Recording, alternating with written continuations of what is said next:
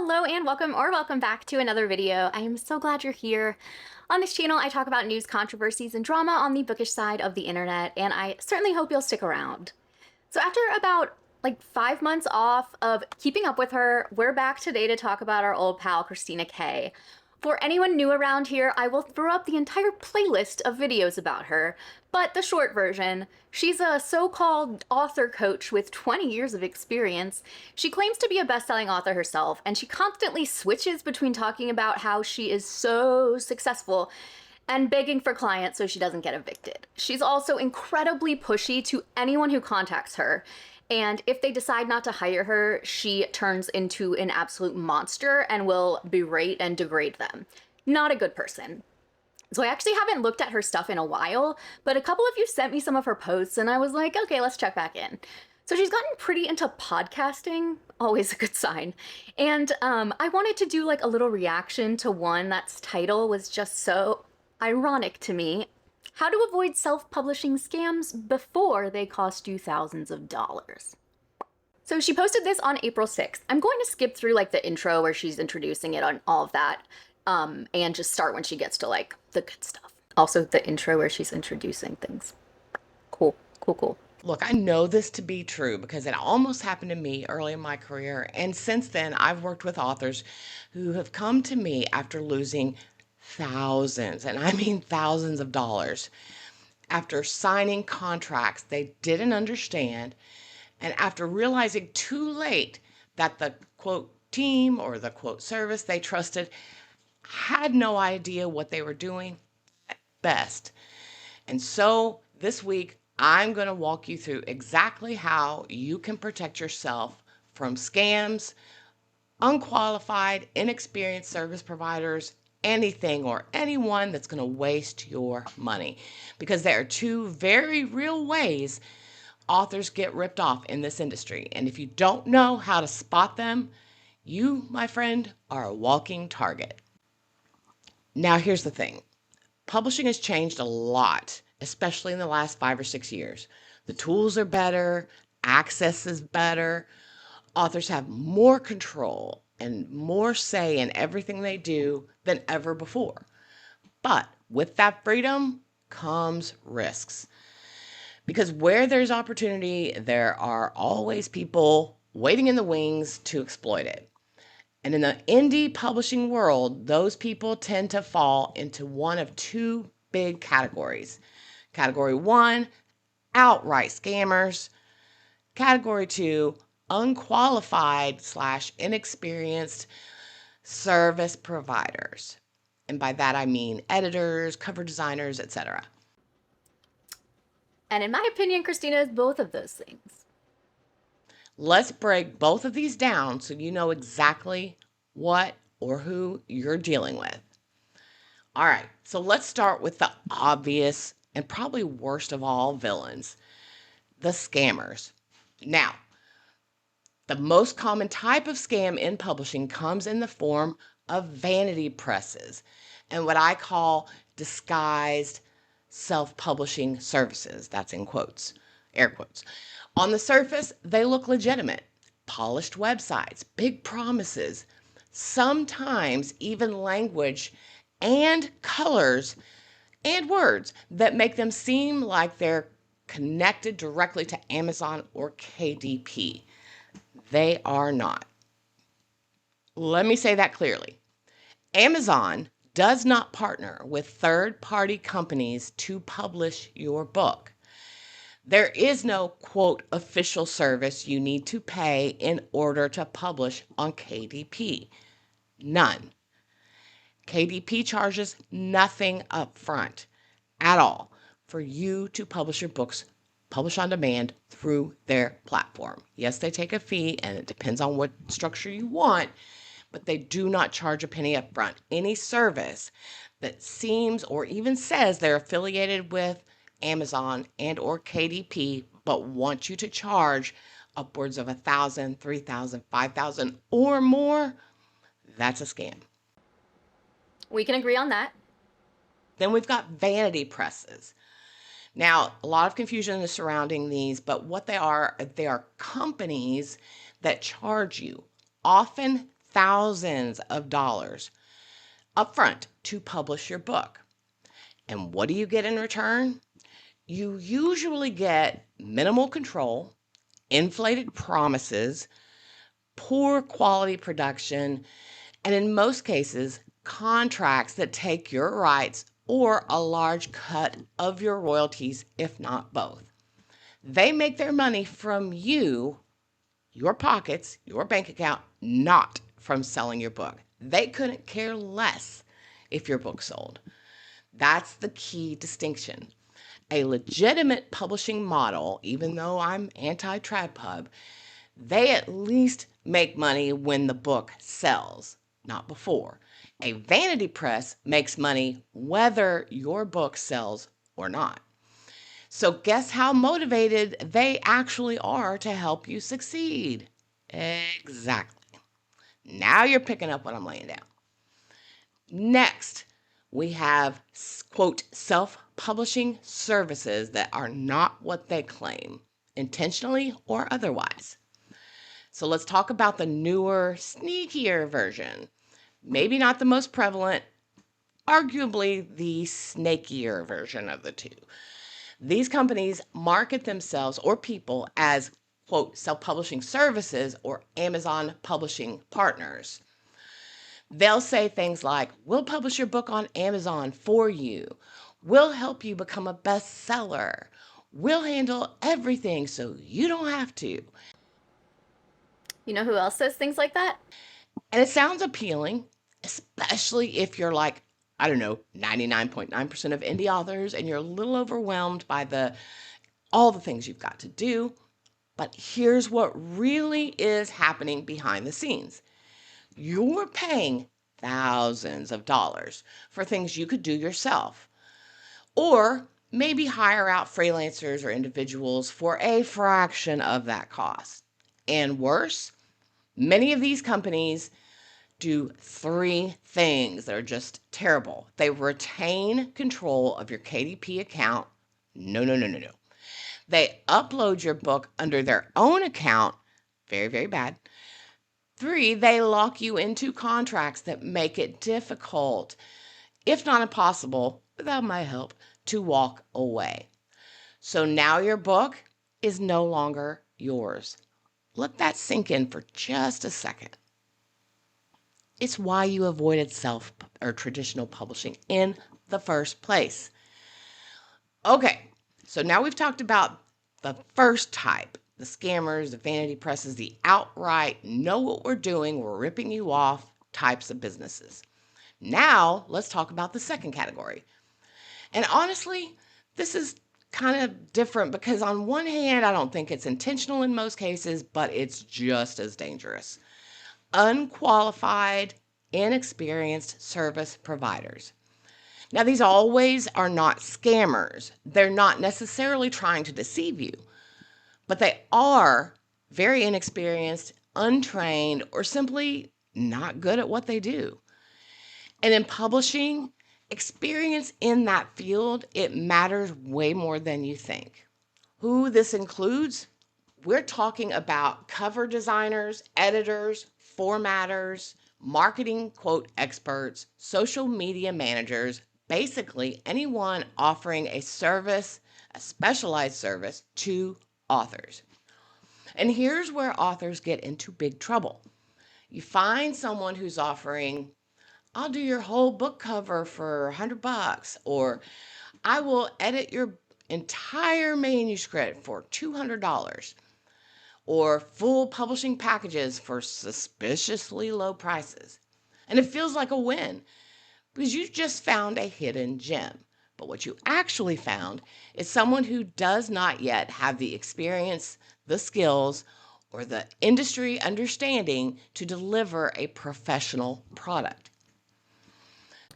So isn't that how people get experience though? Because like if an author is looking for a less expensive cover option, it seems like it would actually make sense for this person to hire a less experienced freelancer, and it can be mutually beneficial. You can see an artist's style before you hire them. So it's not like you're just getting a piece of paper with like crayon scribbles on it. It's like you can help each other out. And it's definitely better than making something yourself on Canva or, God forbid, AI. This is why this costs you so much more in the long run, even if you save a little up front. A bad cover kills your sales. A poorly edited book destroys your career by destroying reader trust. A weak Amazon description / book blurb will tank your conversion rates. So now that you've spent money and you still don't have a product that can actually succeed, which means either you have to reinvest and fix everything, or you push forward and you launch a book that underperforms and never, ever recovers. Either way, you're paying twice, sometimes 3 times. So that cheap quote unquote service, it just became the most expensive mistake you ever made. Now, all the scary stuff out of the way, how do you protect yourself? Let's get into what actually matters, how you can avoid all of this. Because I don't want you walking away from this episode paranoid, but I do want you walking away prepared. Number 1, do not trust everything you see sight unseen. Both ways. If someone says someone's a scam, that doesn't necessarily mean it's true. But if someone says they're the best, that's not necessarily true either. Literally, all she does is tell us that she's the best. Verify everything. Look, just because a website looks professional or a social media account looks professional doesn't mean the company is. What if their website doesn't look professional at all because it's covered in obnoxious pink florals and illegible curly fonts? Anyone could build a beautiful website, but here's what you're looking for on their social media, their link in bio, their website especially: real client testimonials with pictures, with clickable links if possible. Portfolio examples. So for cover designers, you need to see and make sure those books are published. Sometimes some dishonest cover designers will put some pre-mades up there and they'll put an author name on the cover to make it look like it was published. But when you go to verify it on Amazon, guess who doesn't exist, right? And you also need to verify those results. Don't take their word for it. If you can't find proof of their work and successful work at that, that's your answer. Well, as mentioned in previous videos, we know for a fact at least one of the testimonials on her website is bullshit, because I've talked at length with the person who allegedly said those things. So that's not always a useful way to evaluate someone you may potentially hire. Number 2, always ask for verification, a portfolio.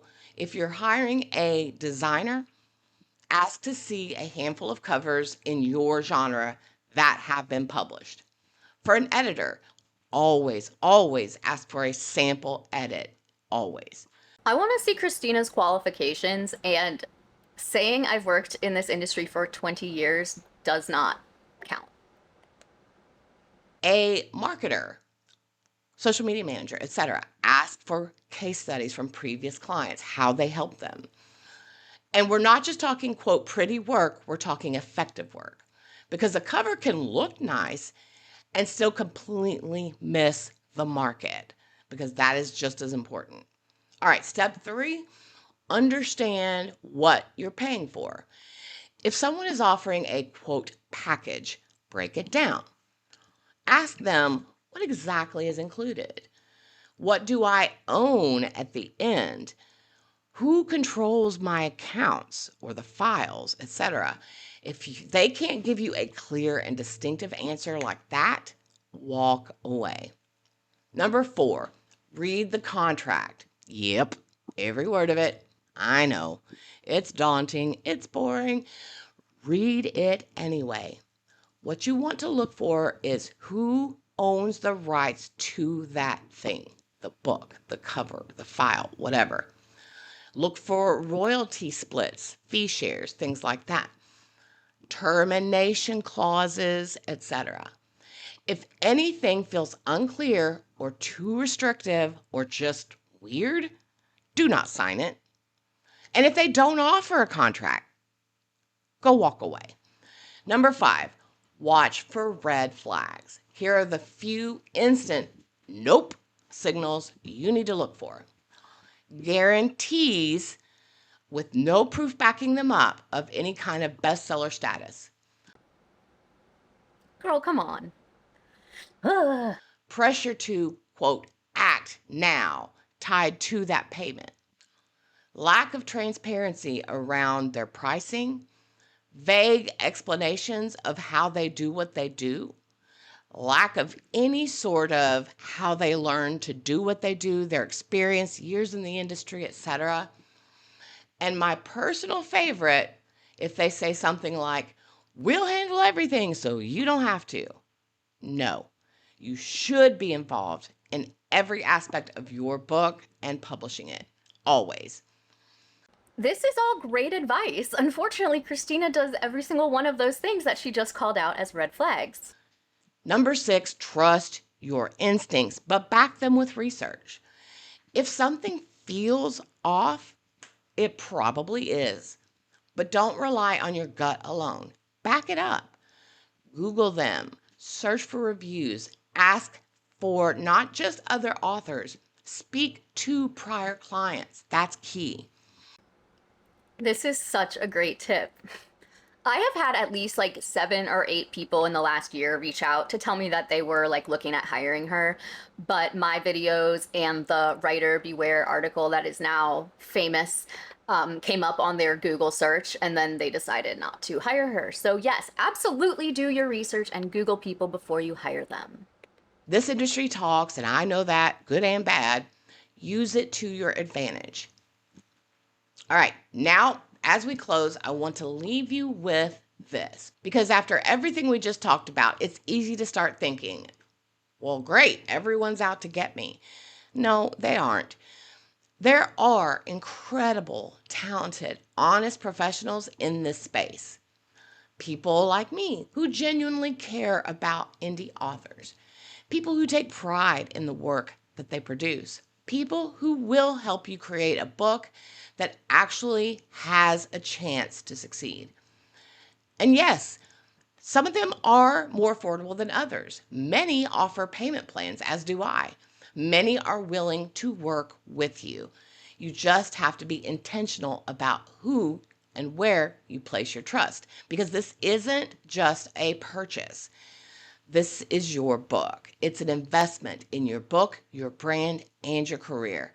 And it deserves to be treated that way. Now, if you're looking for experienced, trusted support to help you successfully launch your book the right way, I can help. Here are the ways that I can help you. And I rarely, if ever, use my podcast episodes to, quote, pimp my services, but it fits in this situation, I believe. Who would have seen that coming? Number 1, I am an indie author marketing and branding coach, meaning I help indie authors, regardless of where they are with their book, just starting, just developing, or even finished with it, build their fan base with the right readers and do all the things they need to do leading up to their book launch to make sure it's as successful as possible. I walk you through every single step. It's an 8-step proven system. It just works. My clients will back it up, just like I told you. I would put money on the client she'd send you to talk to is the one named Bree, who seems to be like the only one happy with her experience. I even offer my clients up for you to talk to if it helps you kind of verify everything. I also offer editing services. So if you are more in the market for a book editor, I have 20 years experience both as a coach and an editor. And just as I mentioned earlier, how you should always get a free sample edit, I offer those. But when I turn that over, if I can help you, I will not just send you back the edits and a quote. My quotes are broken down, if I can help you, by the fee breakdown, how I charge what I charge, everything you need to know, turnaround time, fee calculation. The rest is just a sales pitch. So Credit where it's due. I feel like a lot of that was really valuable advice. However, she literally described herself when talking about red flags. So let's go through them again. So she says red flag number 1 is guarantees of bestseller status with no proof backing them. So this is from her TikTok. It's just a screenshot of the still because like nothing was happening. But it says, my favorite animal is me, especially when my clients become bestsellers within 30 days of launch, just like I promised would happen after hiring me. Following my strategies and completing my coaching program, which is exactly why I back my shit up with a full money back guarantee. So that's like not even me taking any sort of liberty with her words. She literally says, when my clients become bestsellers within 30 days of launch, just like I promised would happen after hiring me. Cool. Red flag number 2 was the pressure to act now. And here is just one of several examples, but it says, but today, the date only, the first 5 indies to jump in get everything for, get this, only 200, and then it goes on, but it's like, today only. So yeah, she said not to do that. Red flag number 3, lack of transparency around pricing. Direct from her website. How much does it cost? My system isn't a one-size-fits-all kind of thing, so I tailor each program to fit the specific needs and budget for as many indie authors as I reasonably can. Because of that, I prefer we talk about pricing options, potential discounts, etc. together and find a mutually agreeable solution. But know this, I'm a shrewd businesswoman and I stay on top of my competitors and their rates. So I promise you won't find anyone who charges fees anywhere near as reasonable as mine, especially none with my experience and ninja coaching skills. I don't need to read the whole thing for you to understand that she is not actually being transparent right there. If that is, I mean, I think it's okay to do these things on a case-by-case basis, but then don't add that as like, this is a red flag. I just find it really humorous that her podcast honestly gave out some really good guidance, but it would actually lead clients away from her if they researched her. So it was only as I was like scrolling through some screenshots that I've just taken over the last 5 months that I realized how long it's been since I posted about her. And so we've got a few random posts that, kind of have been through then. And in my last video, she had said she was going to leave TikTok and then like quickly changed her mind after a couple of days. Well, in January, she said she was leaving Instagram, and she seemingly has done so. So she made this post, farewell Instagram, XO Christina K. This is officially my last IG post ever. Please read. It's not sour grapes. I'm not storming off in a huff simply because I've seen literally zero growth on this app in many years, despite following several expert advice. I thought you had that. Some author called me out last week for my insignificant IG following of less than 4K, and it didn't bother me one bit. Everyone I know in my industry, including service providers and indie authors, say the same thing almost verbatim. I cannot grow on Instagram no matter what I try. I used to be frustrated with it, but frankly, I've already proven that I can grow a strong, big, loyal following of the right people because I've done it on every other platform. Substack got to that in 1K in 1 month. I can't confirm or deny this, but I'm skeptical. TikTok, 200K plus in less than a year. So, no. Because if you recall, she had a big account that had, I think, around like 77,000 followers. And it was just kind of getting like bombed with people just calling her out for being a scammer. So she shut down that account and made a new account. Now, even between those, she doesn't come anywhere near 200K, but Pinterest, 55K in 3 months. I don't know if people use Pinterest for this sort of thing, but again, who knows? It took me way too long to finally accept and come to terms with the fact that this one platform and I are just not meant for each other. And it's not vanity either. I would much rather have only 100 followers, but of the exact people I want in my inner circle, indie authors please, than I would to have 100K of randos, or worse yet, bots. I just don't believe that. Bottom line, I'm almost 50, and I'm also in the twilight years of my indie author coaching career. I just frankly do not have time to waste on platforms that do me no good, and most importantly, platforms that aren't allowing me to do what it is I love most in this world, supporting, teaching, and helping my fellow indie authors succeed in the book publishing industry and kickstart long-lasting, profitable careers writing books. Before I close my account on Instagram, I'll leave it open until 1/31/26 to give the few followers who do engage with me here a chance to read this. Here's what I want you to do. Find me and follow me using this exact same username on Substack and TikTok and YouTube, because those apps are getting my full attention, time, and energy from now on. If you want a free 30-minute session with me, I'll leave my bio links up too for the month. Finally, email me anytime, hello@christinak.com. Later, love ya, bye. Well, she didn't delete her Instagram, but that is in fact the most recent post on it. And 3 months after posting, it still only has 5 comments, 2 of which are calling her a scammer and an overall mean-spirited wench, which is perhaps my favorite insult I've ever heard. So this next post is on March 8th, and it just needed to be seen because you know I love calling out bad grammar and spelling from people touting themselves as professionals. So here we have Truth Bomb time. A book cover made by a pro can help a just okay book become a bestseller, but a cover DIY'd in Canva can unalive even the best book. I can't be the only one who hates the word unalived. Like, I understand the purpose it can serve, but this is dumb because A, it's written on the screen and not spoken aloud, and I could not find a single case of that being a problem, and B, she isn't monetized on TikTok because you need 10,000 followers for that, so it's not like a fear of her video getting taken down and her not, like, getting paid for it. Also, this is not a novel concept at all. Hey guys, your book will sell better with a professionally designed cover than with a DIY Canva cover. Thank you for the hot tip, Christina. So over on Facebook on February 7th, she posted looking for a social media manager.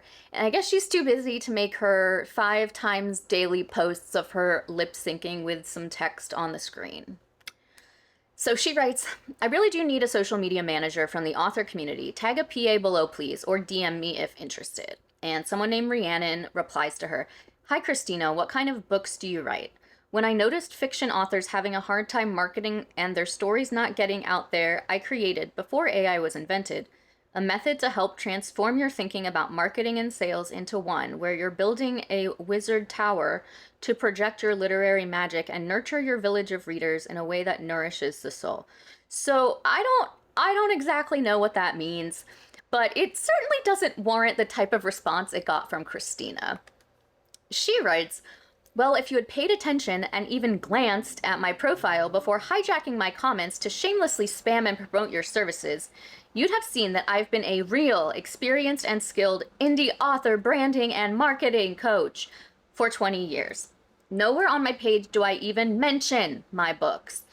And that's because I put my own writing career aside a few years ago to focus solely on my coaching clients and their projects.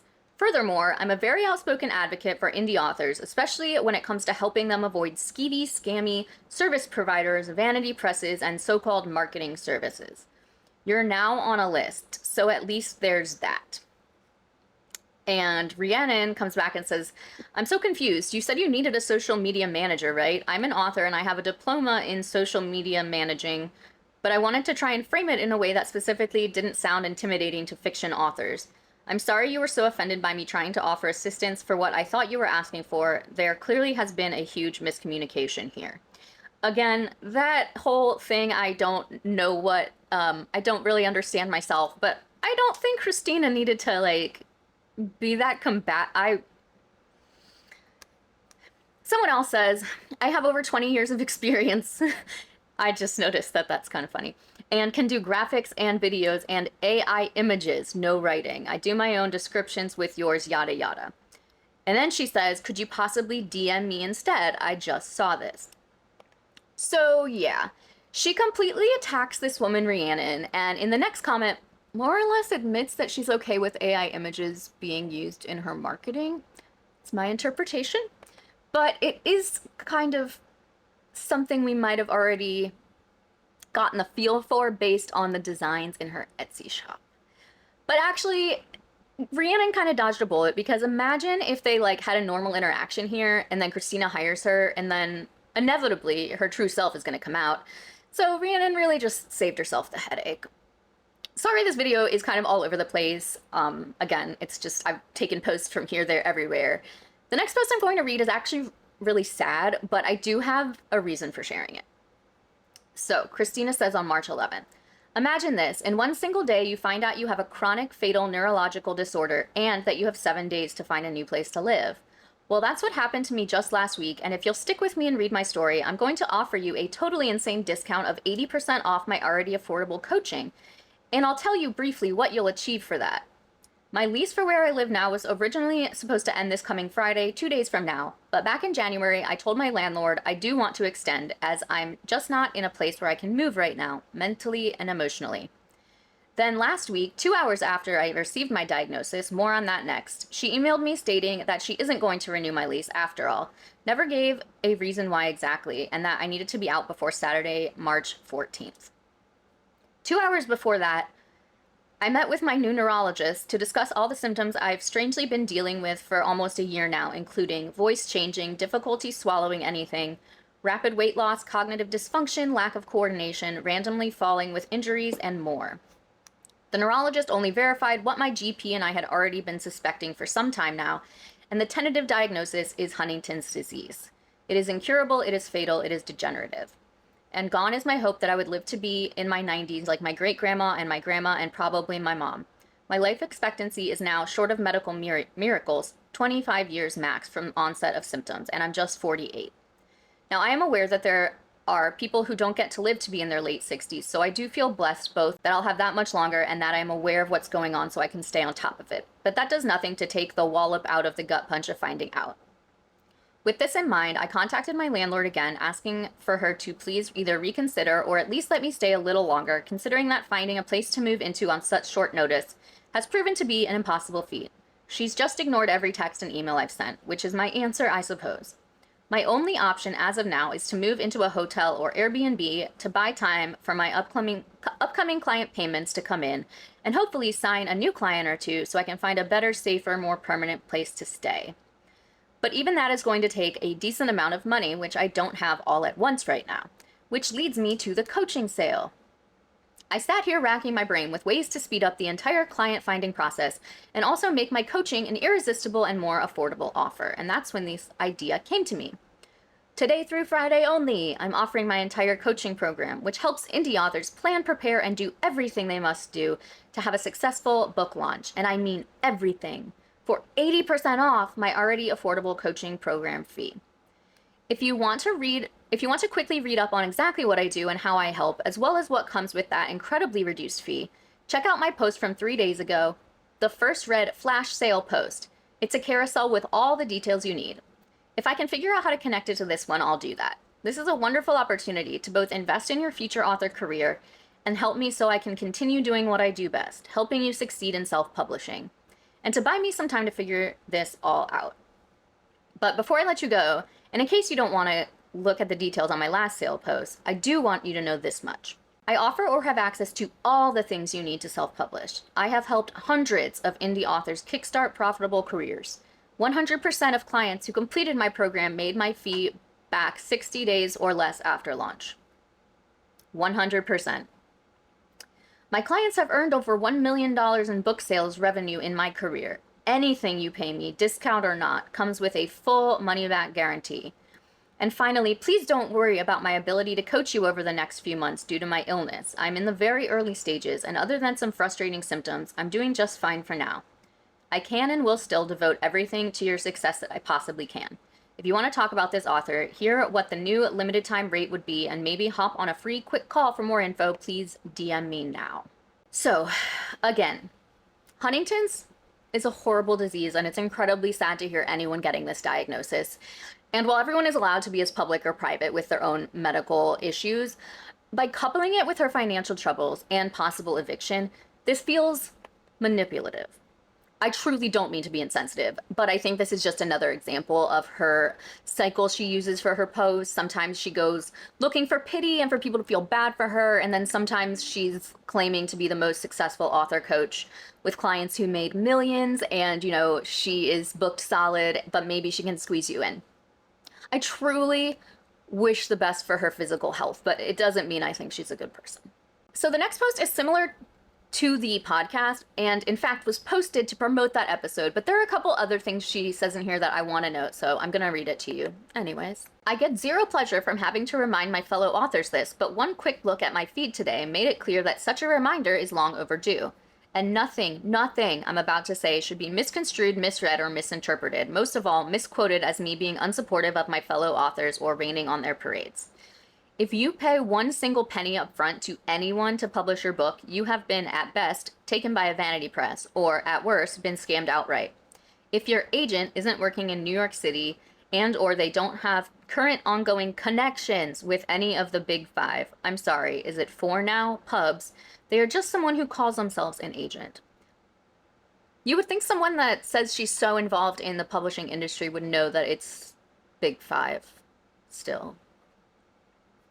If anyone approached you, not the other way around, and with a legit NYC agent repping you, swooned over your book and offered to publish, edit, cover, market, etc. for a one-time fee, you've been scammed outright.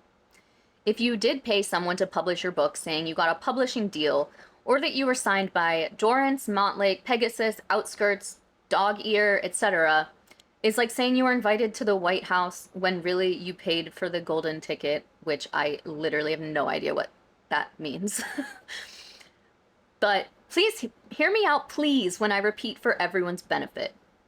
Vanity presses are not legitimate publishers. They are currently barely legal ripoff artists who skirt the very thin line between what is legal and what put the Tate brothers in prison years ago. So this, okay, obviously my first, thing that I thought about was, the Tate brothers.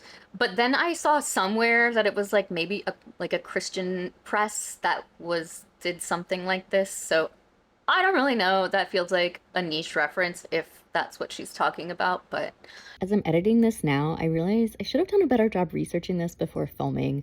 There was a Christian-based vanity press called Tate Publishing, whose founder and CEO were convicted of embezzlement, attempted extortion, conspiracy, and racketeering.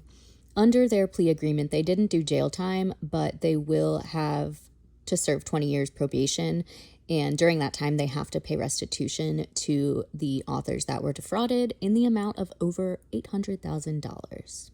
If any so-called pub charges you up front even a penny to do what you could do yourself on Amazon through KDP, their business model is making money off collecting fees from naive authors, not selling their books. Think about the motivation and drive there for a second. And finally, this one might sting a bit, but an author who throws thousands of dollars at vanity presses, publishing services, and or marketing services, and ends up losing every penny with nothing to show for it, only has their own self to blame if they went into it blindly and did no due diligence, let alone arm themselves with this kind of knowledge first. Don't be a victim. If you think you have, at best, wasted your money on unqualified or unethical services and or that you fell victim to a scam/ripoff scheme, never hesitate to send me a private message. I keep everything you tell me strictly confidential and have helped dozens of authors get out of these situations and in many cases get their money back. I even have an email template/swipe file I'll happily share that you can send to said scammer to get out of the deal and increase your chances of a refund. And finally, if you want to know exactly how to spot bad service providers and how to protect yourself from becoming a victim, I have just the thing for you. Go to the first comment and click on the link in there because today, yada yada, all about podcast. So I really just can't get over how on the nose this all is. She finally makes sense. And these are things that she herself does. So now we move on to my favorite part of this video. I'm just gonna jump right in.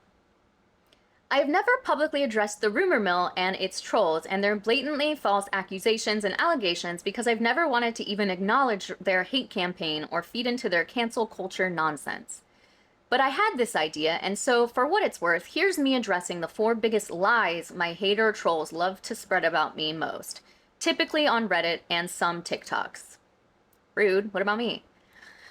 Believe in me or don't. This may be the one and only time I even acknowledge their bullshit. And if you ever want to discuss this or hear the truth, I have always truly valued and appreciated anyone who gives me the courtesy and respect to ask for my side of things rather than jumping to conclusions. Why do these people think they are owed the opportunity of sharing their like side of the story when these judgments are based on things that they themselves put out into the world?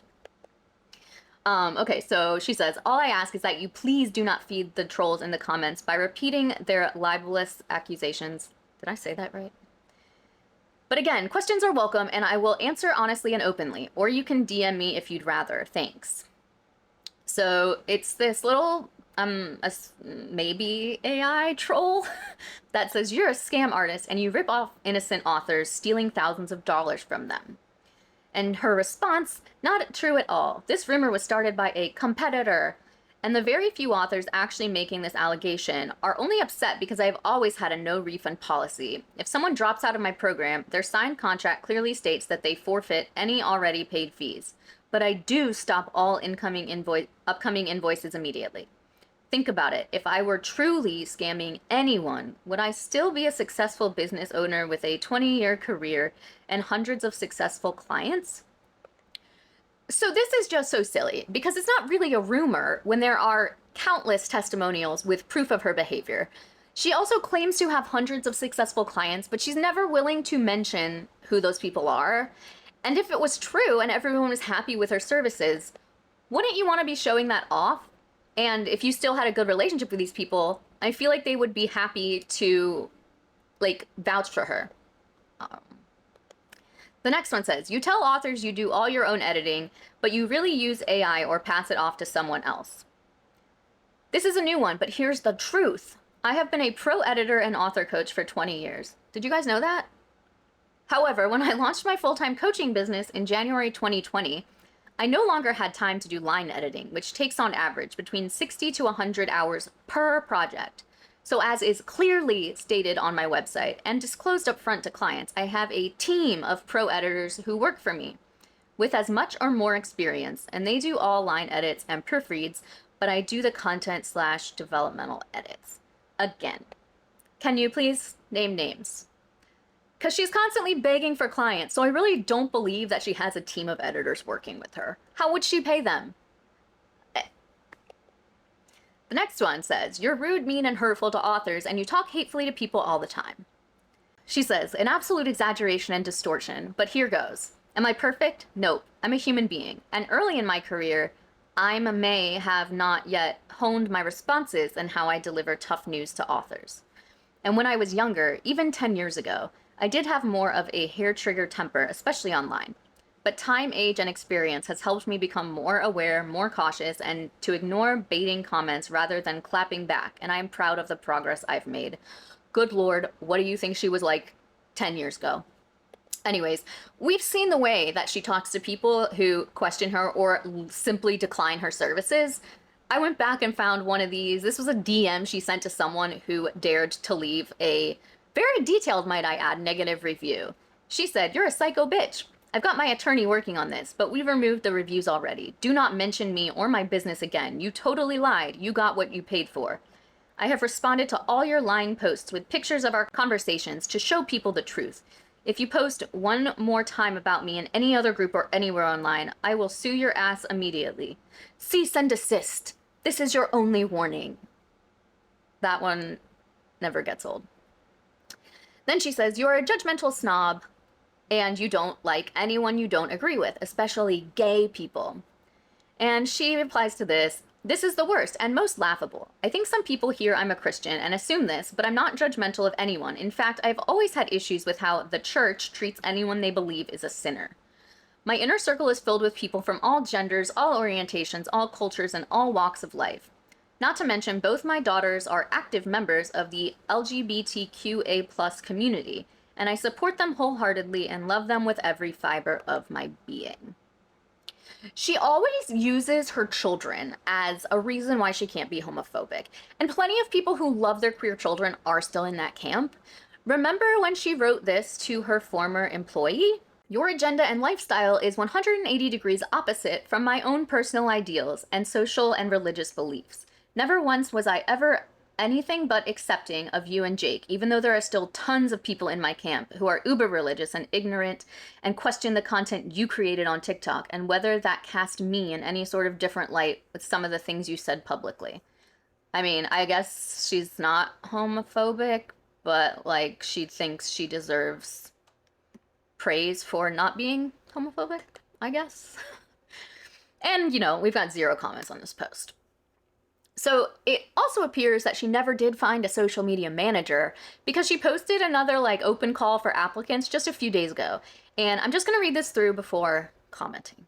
Busy author coach seeks social media and community manager. I'm an indie author marketing and branding coach who runs a very successful business helping authors successfully launch their books and self-publishing careers. And I'm currently needing to hire a new team member, specifically a hybrid between a social media manager and a community leader.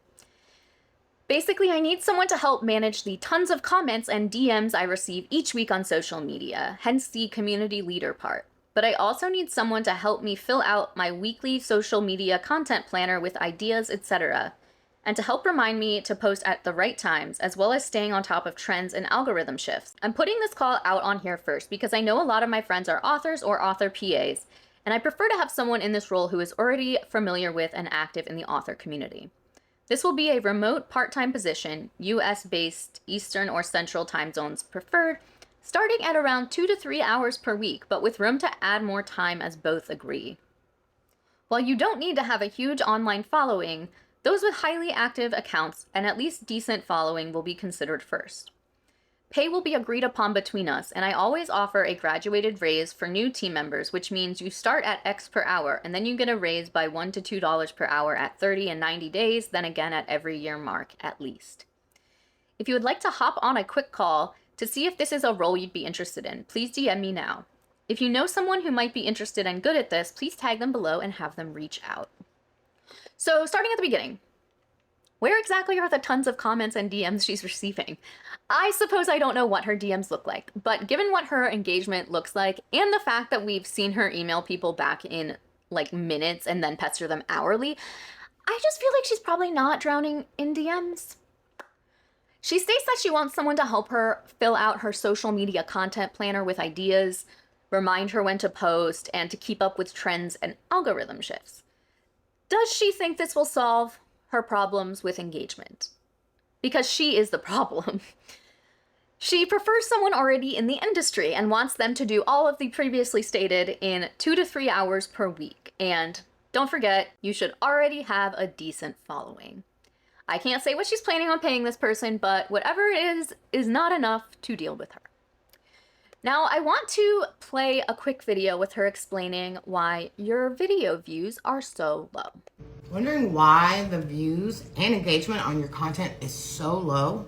Most likely, you're talking to the wrong people. If your views are low, your engagement is dead, and it feels like you're shouting into the void with everything you post, it could be your content, but most likely, it's that you're creating content for the wrong people. So I'm just going to present this without comment. Is there a reason that with over 200,000 followers worldwide on all my platforms, no matter what I do, even when I go viral, I can't get you guys to comment? Even when I ask a very direct question, crickets. So, indie authors are making one of the biggest mistakes when it comes to social media content. They are talking about their book, their author journey, their... Is this someone you really want to take advice from? But here's the thing, they don't care. And you're most likely not even talking to the people who would want to read that book. It's like opening a premium steakhouse and then trying to sell it to vegans. I truly do not understand this comparison at all. The vegans aren't the problem. You're just in the wrong place. Let me show you how to fix this because this is where everything changes. First up, hi, I'm Christina K, and I'm an indie author, branding and marketing coach. For 20 years now, I have helped countless indie authors successfully launch not just their books, but their careers. And I can help you too. So take a drink every time she says she's been in the industry 20 years. So let's keep going. Actually, what I'm going to do is flip my view and then share my computer screen with you and walk you through exactly how to find your specific target audience of readers. I call this your ideal reader avatar. Now, I get too close here and it gets kind of fuzzy, but I have typed into the search bar on TikTok romantic fantasy books. And of course you see all the results. Let's just do enter. Now we have the results. You want to go over here to videos. And this is going to show you the top videos on the topic of romantic fantasy books.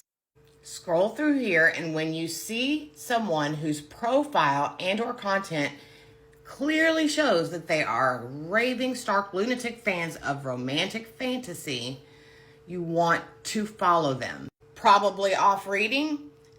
Her hook says 5 fantasy romances so addictive I didn't move for 24 hours. Her profile says books you can't put down. That means she is actively posting content about what she loves, which is romantic fantasy books. So you're going to make sure that you follow her, but you don't stop there. Now you're on her profile.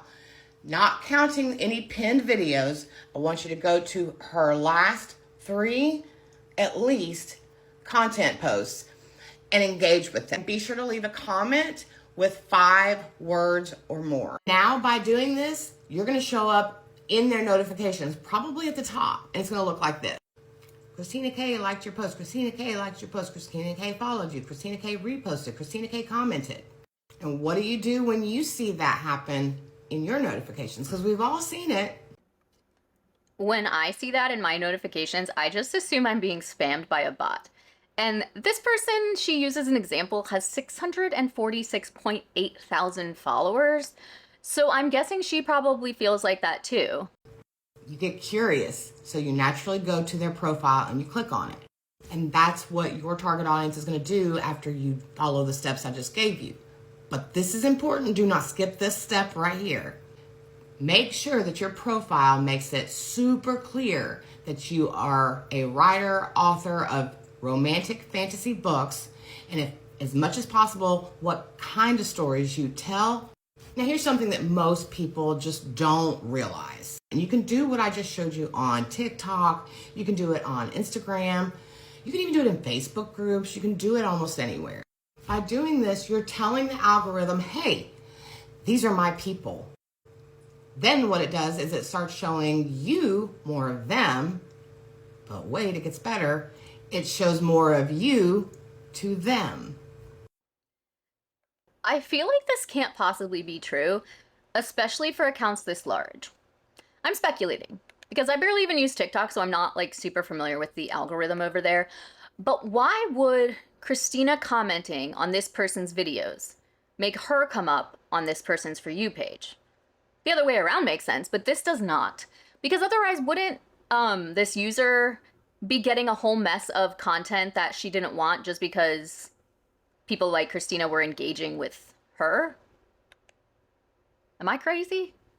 That is how you get in front of the right audience, and it's how you grow your reader fan base. Remember, this has to happen at least 90 days before you launch your book, every time. If someone follows you back, send them a quick, thanks for following me, DM, and see where the conversation goes. But here is the key.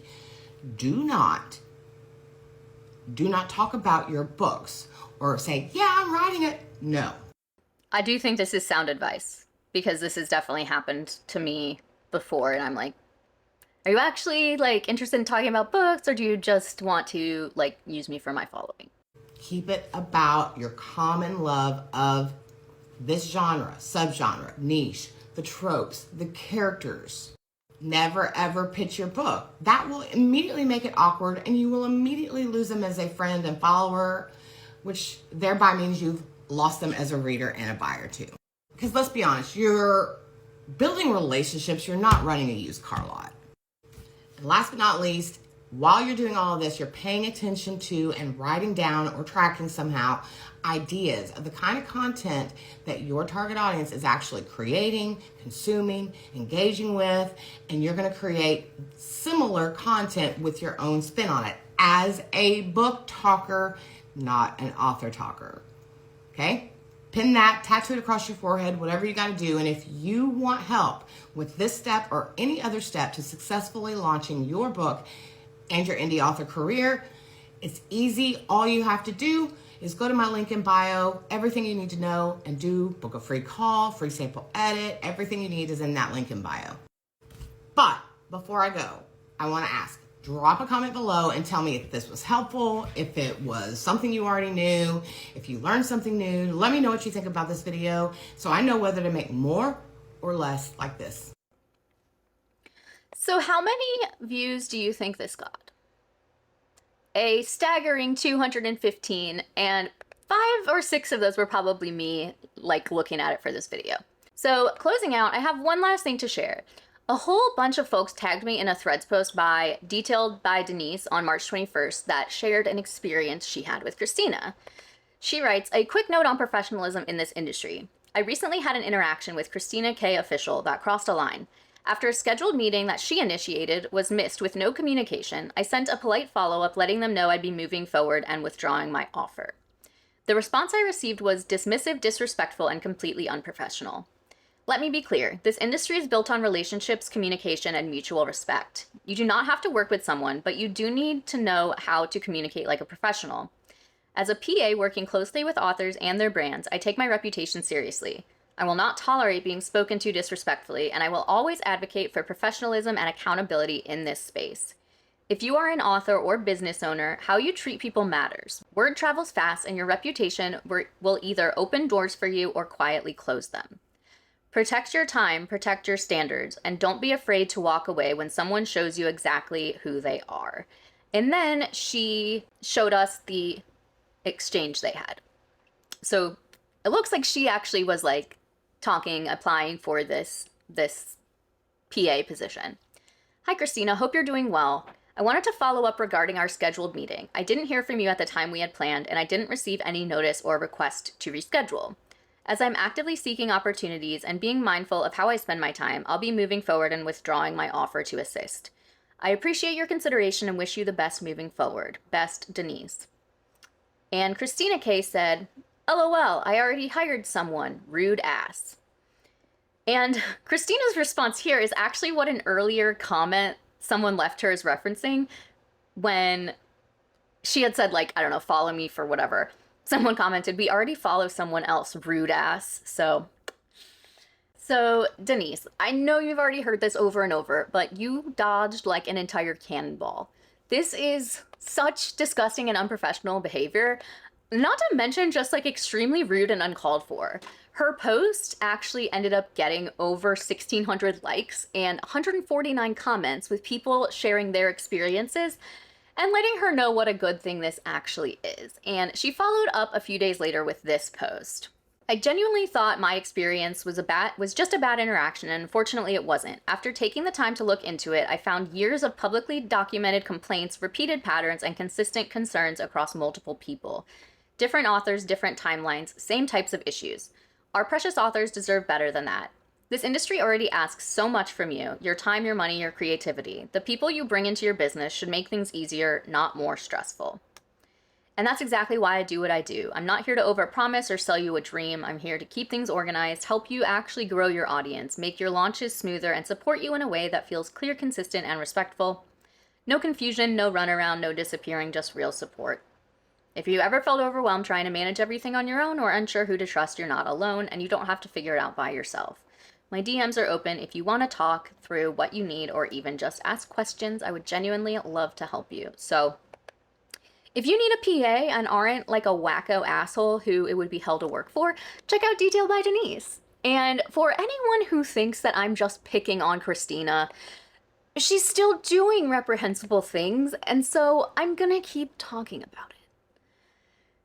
So today I'm featuring Justin Campana, a psychological thriller and speculative fiction author. Christina would not approve of this writing in different genres, but I think it's awesome. He lives in New Jersey and loves reading horror movies and Broadway shows. Same, and same. He loves all kinds of fiction and specifically enjoys consuming and creating stories about the worst kinds of people, though he promises he's not one of those. He primarily writes thrillers, but he's also dabbled in speculative fiction with his novella, Converted, an LGBT horror story that he markets as The Stepford Wives meets Boy Erased, and with his short story, The Doors. Down in the description will be a link to purchase Justin's books along with his social media links. Indie authors are a vital part of the bookish community, so try to support them wherever you can, even if that's just a follow on social media. And if you'd like the chance to be a featured indie author, there is a form down in the description. If you liked this video, please give it a thumbs up. If you haven't subscribed, I would love it if you would. Check out my Bindery page if you'd like to support me over there. Our book club this month is coming up. We are reading Woodworking by Emily St. James, and our meeting will be on April 29th at 8 p.m. Eastern Time. Thank you again for watching, and I'll see you in the next one. Bye!